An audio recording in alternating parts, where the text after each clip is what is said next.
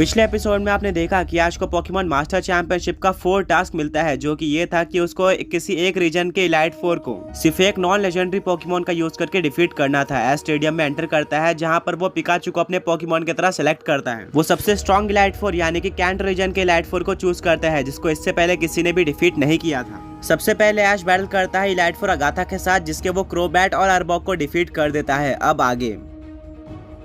अब अगाथा के पास उसका लास्ट पोकेमॉन बचा हुआ था, बट ऐश नोटिस करता है कि उसका पिकाचू काफी ज्यादा वीक लग रहा है। ब्रॉक बोलता है कि भले ही क्रोबैट हार गया, बट उसने तुम्हारे पिकाचू का ब्लड एब्जॉर्ब कर लिया है, जिसके चलते वो बैटल में तो वीक हो चुका है, बट ये लॉन्ग टर्म वीकनेस हो सकती है। तुम्हें अपने पिकाचू को जल्द से जल्द पोकेमॉन सेंटर लेकर जाना होगा। ऐश बोलता है कि बट यहाँ पर तो अपने पोकेमॉन को वापस लेके जाना अलाउड नहीं है। अगाथा बोलती है कि अगर तुम इस स्टेडियम से बाहर निकलकर अपने पोकेमॉन को पोकेमॉन सेंटर में हिल कराने जाते हो, तो ऐसा माना जाएगा कि तुम ये टास्क हार चुके हो और तुम्हें दोबारा से सारे टास्क करने होंगे।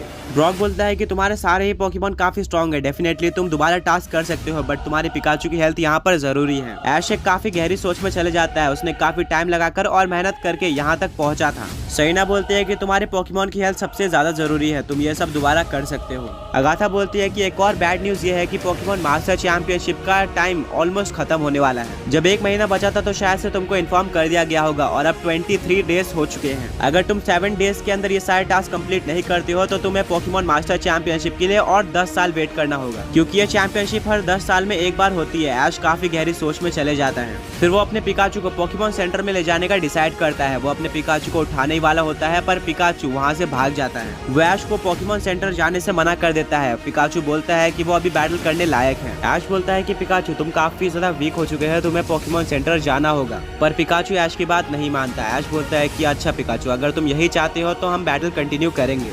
अगाथा बोलती है कि तुम्हारा पिकाचू काफी स्पेशल है, ये मेरी एक स्ट्रैटेजी थी, जहाँ पर मेरा क्रोबैट सामने वाले पोकेमॉन का ब्लड एब्जॉर्ब कर लेता है और ज्यादातर ट्रेनर यहीं से वापस चले जाते हैं। पर पिकाचू बैटल पे काफी फोकस्ड है और तुम्हें ये किसी भी कीमत पे बैटल जिताना चाहता है। चलो इस बैटल को कंटिन्यू करते हैं। अगाथा अपने थर्ड पोकेबॉल को निकालती है और बोलती है कि अब सब कुछ तुम पर है, और वो भेजती है अपने गेंगार को। अगाथा का गेंगार बाकी गेंगार से काफी ज्यादा अलग लग रहा था। उसकी आंखें रेड के जगह पर काली थी। ऐश पूछता है कि तुम्हारे गेंगार की आंखों का कलर इतना अलग क्यों है। अगाथा बताती है कि अगर किसी गेंगार को 50 साल से ज्यादा का एक्सपीरियंस हो जाता है बैटल करने का और अपने ट्रेनर के साथ रहने का, तो उसकी आंखें काली हो जाती है। और मेरा गेंगार काफी टाइम से बैटल करते आ रहा है, इसको काफी ज्यादा एक्सपीरियंस है। अगाथा अपने कीस्टोन को बाहर निकालती है और वो अपने गेंगार को मेगा इवॉल्व कर लेती है मेगा गेंगार में। ऐश काफी डरा हुआ होता है, क्योंकि अगाथा का गेंगार काफी ज्यादा स्ट्रॉन्ग लग रहा था। ब्रॉक बोलता है कि एक्सपीरियंस होने का मतलब ये नहीं है कि वो डेफिनेटली स्ट्रॉन्ग हो, वरना अगाथा अभी तक चैंपियन होती। तुम ये बैटल जीत सकते हो। ऐश ब्रॉक की बात मानकर अपने पिकाचू को थंडर अटैक यूज करने बोलता है, पर मेगा गेंगार जमीन के अंदर चले जाता है और वो काफी ज्यादा इजीली थंडर अटैक को डॉज कर लेता है। अब गेंगार ऐश को नहीं दिख रहा था। अगाथा अपने गेंगार को शैडो बॉल अटैक यूज करने बोलती है। ऐश काफी ज्यादा कंफ्यूज हो जाता है कि गेंगार कहाँ से निकलेगा। तभी वो पिकाचू के राइट से उसके ऊपर शैडो बॉल अटैक का यूज कर देता है, जिससे पिकाचू को डैमेज पड़ता है। अब पिकाचू को डैमेज देकर वो वापस से जमीन के अंदर चले जाता है। दोबारा से ऐश काफी ज्यादा कंफ्यूज हो जाता है कि गेंगार कहाँ पर है। तभी ब्रॉक बोलता है कि ऐश पिकाचू के नीचे देखो। पिकाचू के नीचे एक शैडो बनी हुई थी, जो कि बिल्कुल पिकाचू की तरह नहीं लग रही थी। तभी ऐश अपने पिकाचू को उस शैडो के ऊपर थंडर अटैक यूज करने बोलता है, और गेंगार वहीं पर था। गेंगार को वो थंडर अटैक लग जाता है और उसको काफी ज्यादा डैमेज होता है।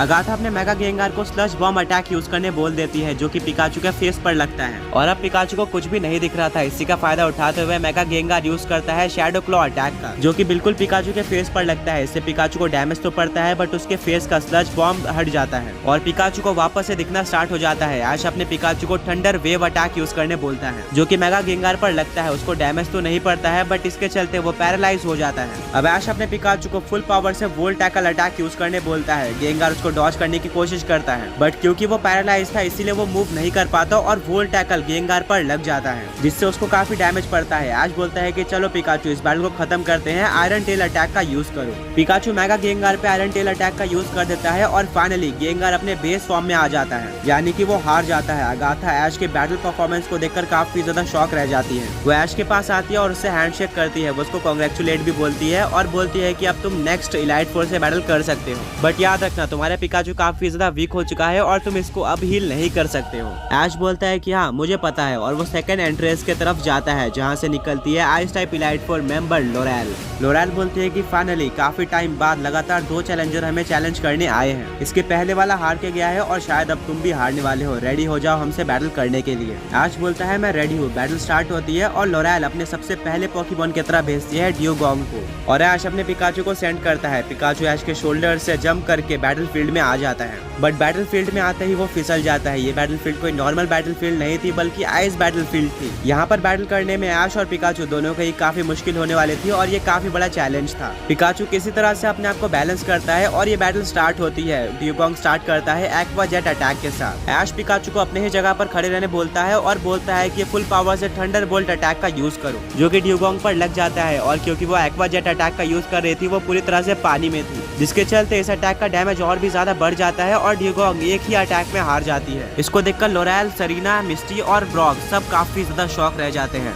लोरेल अपने ड्यूगोंग को वापस बुलाती है और वो अपने सेकंड पोकेमॉन की तरह भेजती है लैपरेस को। ऐश को पता था कि लैपरेस एक काफी स्ट्रॉन्ग पोकेमॉन होने वाला है। ऐश अपने पिकाचू को वोल्ट टैकल के साथ स्टार्ट करने बोलता है। लोरेल बोलती है कि लैपरेस इसको डॉज कर लो, पर पिकाचू आइस बैटलफील्ड का काफी अच्छी तरीके से यूज करता है और वो फिसलते हुए अपने स्पीड को काफी ज्यादा बढ़ा लेता है और लैपरेस के ऊपर वोल्ट टैकल का यूज कर देता है। लैपरेस इलेक्ट्रिक टाइप से वीक थी, जिसके चलते उसके ऊपर वोल्ट टैकल अटैक का काफी ज्यादा डैमेज पड़ता है। लोरेल अपने लैपरेस को सिंग अटैक यूज करने बोलती है। ब्रॉक बोलता है कि तुम्हें इस अटैक को डॉज करना होगा, वरना ये अटैक अगर पिकाचू पर लग गया तो पिकाचू सो जाएगा, जिसके चलते उसका जीतना लगभग इम्पॉसिबल हो जाएगा। ऐश का पिकाचू काफी अच्छी तरीके से बैटलफील्ड का यूज करता है और वो सिंग अटैक को डॉज कर लेता है। लोरेल काफी शॉक रह जाती है। वो ऐश से पूछते हैं कि तुम्हारा पिकाचू आइस बैटलफील्ड पे इतने अच्छे तरीके से बैटल कैसे कर ले रहा है, जबकि वो एक इलेक्ट्रिक टाइप पोकेमॉन है, ना कि आइस टाइप, जो कि उतना अच्छा बैटल नहीं करते आइस बैटलफील्ड पर। ऐश बोलता है कि मेरे पिकाचू को काफी ज्यादा एक्सपीरियंस है, उसने ऑलरेडी काफी बार आइस बैटलफील्ड पर बैटल कर रखी है और आइस टाइप के लेजेंडरी पोकेमॉन्स तक को हराया है। ऐश अपने पिकाचू को इलेक्ट्रो बॉल यूज करने बोलता है, पर लैपरेस भी एक आइस टाइप पोकेमॉन है जो कि बैटलफील्ड का काफी अच्छी तरीके से यूज करती है, जिसके चलते वो इस अटैक को डॉज कर लेती है। पर तभी ऐश एक स्माइल देता है और वोल्ट टैकल अटैक का यूज कर देता है। पिकाचू ने इलेक्ट्रो बॉल के साथ ही साथ वोल्ट टैकल भी यूज किया था, जिसके बारे में लोरेल को नहीं पता था और लैपरेस काफी ज्यादा डैमेज हो चुकी थी। ऐश बोलता है कि पिकाचू चलो इस बैटल को खत्म करते हैं और वो अपने पिकाचू को थंडर अटैक यूज करने बोलता है। पिकाचू फुल पावर से थंडर का यूज करता है, जिससे लैपरेस को काफी ज्यादा डैमेज पड़ता है और वो हार जाती है। लोरेल अपने लैपरेस को वापस बुलाती है। अब उसके पास सिर्फ और सिर्फ एक ही पोकेमॉन बचा हुआ था। लोरेल बोलती है कि मैंने इमेजिन भी नहीं किया था कि पिकाचू मुझे इतना इजीली डिफीट कर देगा। तुम्हारा पिकाचू काफी इंप्रेसिव और स्ट्रॉन्ग है।